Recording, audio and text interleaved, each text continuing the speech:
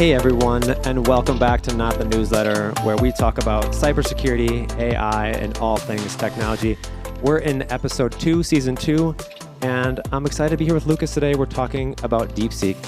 If you haven't heard about Deepseek lately, it's all the rage right now, and so we felt it'd be great to cover that in a podcast. So that is what we're going to do today. So Lucas, this is your first time being on a podcast. It is. How's it feel? Good, different. Yeah, I feel like good. I was on a video a while ago, but Yeah. The most popular video we've ever shot. I guess a while so. ago. Yeah, so that's good stuff. So we're talking about Deepseek today, and if you've been in a cave, I suppose do we need to cover it? We should maybe cover it a little bit. Yeah, I guess so. So Deepseek is a Chinese AI startup that theoretically has some NVIDIA H100s that they got their hands on, and not a ton of them, and then built this company sort of from the ground up. They had limited resources and attempted to make a sort of really streamlined software-based AI that relied less on sort of hardware strength because of early 2022 maybe some of the export bans and some of those things caused them to maybe not be able to get hardware quite as easily. So they sort of were again, theoretically, this is all there. This is them telling us, so we don't necessarily know if they have 10,000 or 50,000. But there's this new AI model called Deepseek that is taking over right now. Yep. I think it's kind of crazy too, like the fact that they went ahead and did that with their limited equipment. So they say, it's all hearsay, but and then they're also offering it open source. Right. Like, so I don't know if we are going to go too far into this, but 500 billion was erased from NVIDIA's value. Yeah. I think people are panicking a little bit, and especially given that the chips that they claim to use are also still NVIDIA. Yeah, the H100s, right, which is like right. the AI. Yeah. Right. So, yeah. But everyone's kind of panicking and not knowing what to do. Should we trust them? Should we not? So. Yeah, it is interesting, and obviously a lot of their the whole AI or the whole open source model lets them leverage a ton of resources that they don't have to pay for, right? And so I think that's been their goal was to try to, how do we get this thing going for a lot less money? Some of the numbers I saw were, I think it was Meta's or someone else's, spent like $100 million to kind of train their last model, and theirs was 5.6. Again, this is them telling, so we don't necessarily know if this is actually true. Right. But if some of this stuff is true, the model seems to be potentially better in every way, right? The way they're spinning this, it seems like open source, cheaper, easier to train, and just almost in every way is a better thing. Again, I don't quite get the NVIDIA thing. It's still running on NVIDIA chips. Yeah, I don't know. I guess maybe you could argue the fact that they use like an older model of chips, and it's like, oh, we've been investing in AI, like that's the focus of the new 50 series. That's like so expensive, and then they're doing it with older equipment. It's still an NVIDIA, but I think it is actually promising that they were able to do it, if what they say is true, with the cheaper chips, because then that means it's cheaper for tech companies. That's cheaper for end users, like anyone who might need that. Yeah, it's easier to run on your laptop if you want to download it. Open source, you run on your computer and kind of play around with it. Exactly. Yeah. I think as an investor, I wonder if they're thinking, yeah, I'm invested in NVIDIA because they're going to 10x, 100x, right? And then a company comes out that's like, hey, I can run this on 10 times less resources. Now, as an investor, you're just like, okay, they'll probably grow, but at what pace are they going to grow? Like if I'm investing in NVIDIA, I'm expecting some ridiculous return on my money potentially. Right. So you might have just had people that were in it back out that were like, I'm expecting NVIDIA to quadruple by next year. Right. And especially and we've talked about it recently, a lot of the new data centers were being built. I think Microsoft was like $50 billion. Like there's these big numbers that we're putting up for data center build out. I think there's some grants from the government and things like that I read about that hopefully still happen, right? So it's like, how do we still keep sort of moving forward with AI? But yeah, so the thing that I think, so that's all the details about it, right? I think we all know it's great, right? It is the top free app on iOS and Android now. It's on every news station. It's everywhere, right? So Right. the question that I had right away, which I didn't feel like was being answered, was where's my data going? It's one thing if I download and run it locally. That's one thing. Still, if I'm not looking through all the code, like where are my results being sent? Are they being sent back for training and that sort of thing, right? Am I going to take my computer off the internet when I run this? Right. Probably pretty unlikely, right? Most people aren't. No. So I was always wondering the question of like, how do we know where our information is going? I feel like CNN covered it a bit at the end of their interview about it. But what are your thoughts there? It's just weird because we start looking at TikTok ban, and all of a sudden Deepseek comes out, and we're just like, jump on the bandwagon. Yep. Yep. I think I've seen both sides. There's a lot of people that are just willing to just jump on it right away. No thoughts given to it. Just let's do it, and no concern for data privacy. I think others are highly skeptical, just because of where it originates from and kind of where we are in the U.S. And like you said, as the TikTok ban was just a big thing in regards to data privacy. I was able to kind of dive into their policy a bit, and it kind of explains it. I think you have to kind of infer some things based on how it's worded. But, I mean, stuff that you enter in, like when you're signing up, such as like your profile info, so like birth date, username, email, telephone number, password, all stored. User input is a big one, so any audio input or text input, which I believe can include like key logging. Sure. So anything you're typing in will be stored.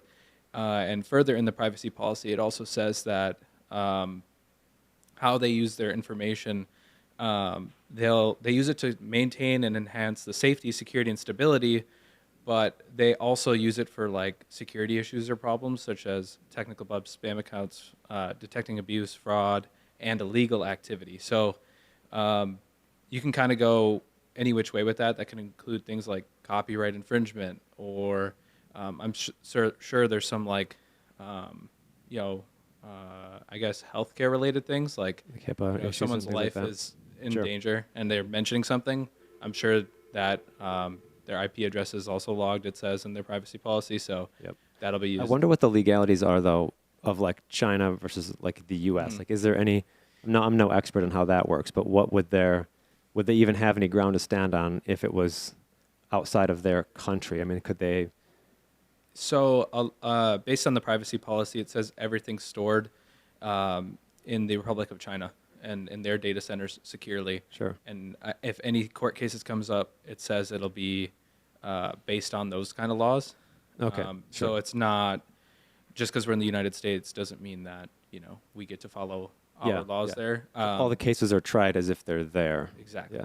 I have seen recently a lot of contracts are written that way, where a legal agreement between companies will be written to hey, we're gonna mitigate all these any cases, any issues that come up. We're gonna mitigate these in Maryland, and neither company is in Maryland, right? But they just pick a state that's like fairly easy to do cases in for some reason, and they must be like either the most strict. I think it's the most strict. They pick a state that's like a good spot to like, hey, this is going to protect both of our interests. And it's just funny because if it actually went to court or whatever, then you have to fly to Maryland every week for a case and things like that. Right. I'm guessing they're just expecting everything to get knocked out in some other, Yeah, explicitly, like Pre-trial as thing. far as governing law and jurisdiction, it literally says the establishment, execution, interpretation, and resolution of disputes under these terms shall be governed by the laws of the People's Republic of China in the mainland. Interesting. So then you have to So- go there if something comes up. Sounds like it. Yep. Crazy. So that was kind of my initial thought, is these kinds of things, right? So here's a Wired article that's saying that kind of like what you're saying, your data is explicitly going to mainland China, somewhere in a data center, securely, theoretically. Right. And so, there's just all this, all of a sudden, every American goes and downloads this app to play with it and try it out. And I hope people know what they're doing.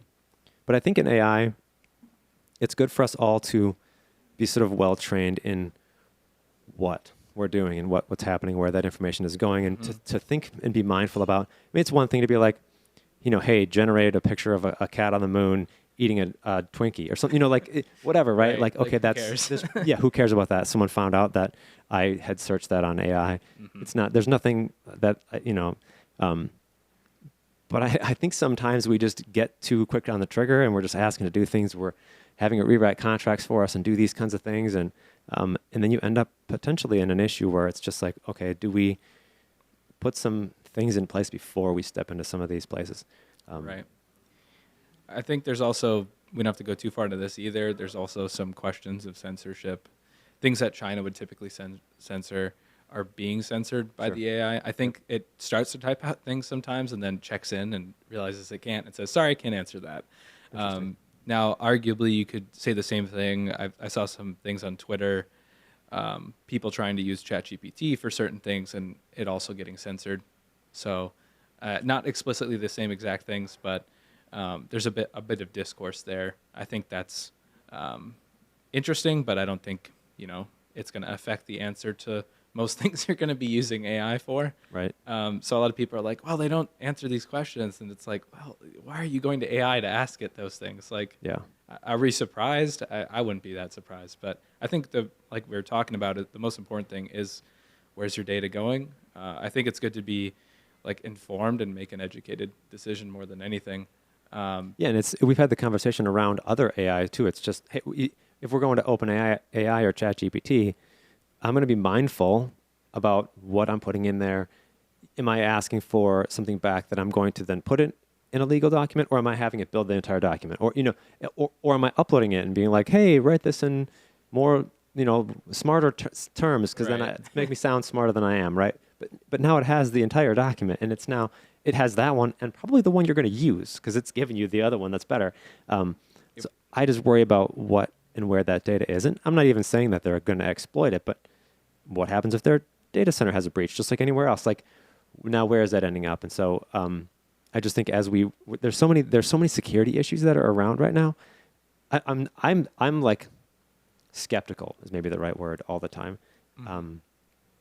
And I don't know that we have educated the end user enough to be equally skeptical. I think that's the issue. Oh yeah, yeah. I think it's always wise, especially the field that we're in, Yeah. to be err on the side of caution, no matter what it is. Basic things like emails, not sharing passwords, being skeptical of those things. But not only that, like data is important, and I think if any of that concerns you, I'd advise just don't use the service. I mean, there's no Right. harm in not. At the end of the day, DeepSeek, though trending right now, is very similar to all the other chat models out there. Right.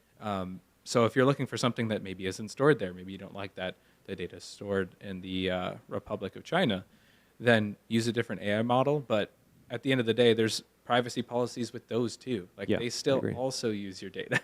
It's Right. just in the States, and they still use it for advertising, I'm sure. And I know there's different opt-out options, and it's really case by But if there was case. a breach, But the U.S. government has some jurisdiction over those things yes, to say, hey, what happened here? And again, if they breach all of our social security numbers or birthdays out of ChatGPT, once it's gone, you can slap them on the wrist or whatever. But we just don't have any jurisdiction over what happens in China. right. So the Chinese government, I have no idea. Do they have permission to just go to DeepSeek and be like, I need your database? And maybe. They could.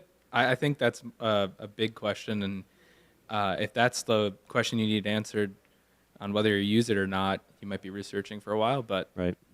um, I just think it's a good. I think we jumped in really quick, and they were just like, man, I have a lot of questions. I would just be curious about. I just don't know enough about what happens in their data centers. Like, who legally owns that data? Is it mine? Is it is there a hash that only I get into? And so if it's is it stored encrypted so that only my password unlocks it with some token that's in a multi-factor authentication or whatever? I don't know. So it just was interesting to me that the whole world just jumped in, sort of hook, line, and sinker.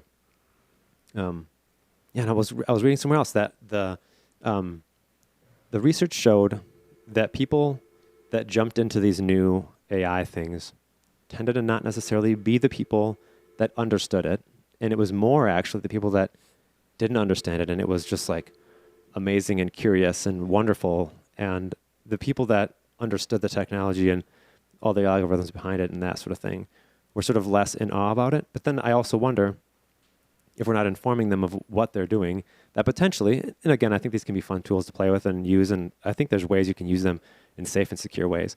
But if there's not good education around it and policy and things like that, 400 million people install it the day it comes out and don't ask a single question. And then they're giving up that data. And I mean, right away, knows like what. you said, it asks your birthday, and Yeah. I mean, it's yeah, it's like now good it's amount of got info already. right, Personal and data. now it's got your IP address and some stuff. So it theoretically, if it's, I mean, I'm not saying DeepSeek is necessarily doing anything, illicit. I love the idea. I think it's great, right? Like, let's Right. open source this thing. What they're doing is awesome, right? Let's find a way to make it less hardware expensive. Honestly, the way AI runs, it's got to use tons of power, and so like, I love it. Like, let's make some innovation there so that it does become easier to run. But Yeah, I think people are also, again, misinformed, because I've heard the argument like, oh no, you guys shouldn't worry about that because it's open source. It's like, okay, yeah, it is, but the web version is not open source. right. Like, in the sense of your data is not Yeah. protected that way. Well, and Like, what's running the web, but you have no idea what's behind the scenes. Like, Exactly. you're just typing it in there, which is what I bet it's most people are doing that. So- 99%. Like, Right. So I'm sure they'd like saw like a reply to someone being like, well, technically you could run it offline and then do this, which most people aren't going to do. But then they use that as an argument of like, oh, my data's fine because it's open source and whatever. And it's like, well, no, it's actually not. If you look at the privacy policy and where most people are using this thing, yep, it's going to use your data and store your data. yep, So I think it's important to know that and be educated. mm-hmm. But Yeah. It doesn't feel like anything different. I would say the same thing about ChatGPT. We did, right? It's like they have accounts where you can buy them, and it keeps your data more secure than gets used for the model. The way these work is they train off of your information. Like, that's how they get better. I have to believe that 100% of your data is going to get used for at least that. mm-hmm. And what are we putting in there? Is it stuff that's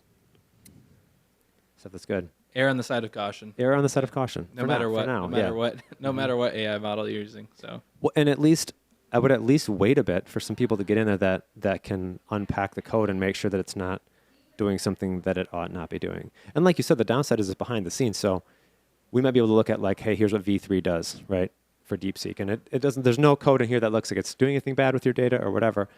But what's running on the web, we have no idea. They could run a different version. They could make version 4 that we don't know about and change all that. And Yeah. and you'd have to start all over again. So I think the idea behind the web version is I think they use like a dated version as well, from what I saw, just to prevent the web, because the internet gets updated so fast. Yep. And for, I think, misinformation purposes, they don't want like a bunch of garbage being fed into that, yeah. and then it's spitting it back out. So another thing to note on like data security and where's my data going, what if a database gets hacked? They've actually also been getting hit with large cyber attacks. Mm-hmm. So I'm not sure how successful those attacks are. I haven't seen anything like reporting on, oh, this data was breached. But I mean, they've mentioned like due to large scale malicious attacks on its services, they're limiting user registration. It's on their banner. It's like on Yeah. the login page. Yeah. Exactly. Yeah. So, I mean, people want that data. Your data is important, whether you think it is or not. So I think it's important to... Yeah, they're a big attack surface now. Exactly. There's a big host of data. Yeah. And if you're not careful, you're just going to feed into it. I mean, if you're okay with it, go for it. But for me personally, I haven't even like gone to the web version or done anything with it. I'm waiting to see how it plays out, honestly. Sure. I'd rather be safe than sorry, especially with all the attacks going on. But. Yeah. Yeah, and it's one of those things, even sort of experts in these fields will say the same thing, that they don't recommend putting their personal data, and not just in this one, any of them, for the same reason, is it's just like a lot of your data is collected for purposes of training, and they store it all for whatever reason, and great, that's good until it gets hacked, like it's fine until then, and we can assume these companies have our best interest in mind, and a lot of times they do, but the 400 million people trying to breach this information now, is probably, I don't know why I said that number twice now, but the exact same amount of people that are in the platform are also trying to hack it. Right. But yeah, so that's our hot take on DeepSeek. Looks like it's an awesome platform. Yeah, I think it'd be great if it turns out to be something that maybe there's some sort of like cross-national partnerships we can put together so that we can help. Yeah, I think that at the end of the day, even if this model is just a trend, and even if this one doesn't surpass in scale, and there might be some privacy concerns, I think the fact that there was even an open source like availability of this Yeah. is going to speed up and help improve cost efficiency across the board. And for that, I'd call it a win. Yeah. Honestly. Well, and I've heard some people talk too that maybe Deepseek being OpenAI and Meta's, what do they call it, like Llama or whatever, Yeah, Llama 3.1 yeah, or whatever, yeah. that there could be some sort of cross-platform training, learning that happens there where you could take some of what maybe is in DeepSeek and get that to run inside Llama and maybe vice versa. So it will be curious to see how much open source helps speed things up. I just wish there was more policy around this. I feel like the internet greats said something years ago that there should be more policy and some controls and some conversations around this. And I just don't know that I feel like they happened. Yeah, I don't know that whoever's in office kind of pushing for said policies knows quick enough. Like this happens quick. The quickest way you're going to hear about most news is on Twitter. Yeah. That's where things go quickest. Misinformation, sure. You're going to hear about it first, probably there. By the time you get to a place of policies being created, it can oftentimes be too late or misinformed, Right. from what we've seen. But I think it'll be interesting to see as well if the United States will be okay with DeepSeek's AI, storing the data in the Republic of China. I mean, Right. considering the TikTok ban recently, and then it being lifted, and then they have to sell it off, and get it hosted in U.S. data centers, is the same thing going to happen for DeepSeek? Right. You know what I mean? Like, And that with the open source model, they could totally host it. Right. Like they could host whatever version they want. It could be hosted somewhere here. right, Yeah. right. So, I'm curious, but Yeah. But in the interim, be cautious and maybe play with it and not put your personal information there and any actual legal documents or any sorts of things like that. Unless they're really generic, building something very generic that you're then going to change yourself and update. But in the meantime, obviously, if you want to make cat images on the moon eating Twinkies, full send that just all day if that helps you stay off doom scrolling in Twitter. So thanks for being with us today, Lucas. It's been good. Hopefully, we'll find more about DeepSeek, and as we do, we'll put videos up here on LinkedIn, etc. So have a wonderful day, everyone, and we'll see you on the next episode. Take care.